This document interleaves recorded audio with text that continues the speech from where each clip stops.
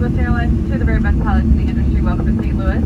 For your safety, please remain seated with your seatbelt securely fastened to your parts of the gate, and the captain has turned off the fasten seatbelt sign. Please remember to check your seat back pockets for any personal belongings such as tablets or cell phones. Just really double check the air around your feet. Make sure you have everything you brought on board, because once you do step off this aircraft, you're not allowed back on to physically retrieve anything you might have left behind. Be careful when opening overhead compartments. Articles may have shifted during landing and possibly fall out. If you are making another connection here in the St. Louis area, please deplane. Check those TV monitors in the terminal for most up-to-date gate and flight information.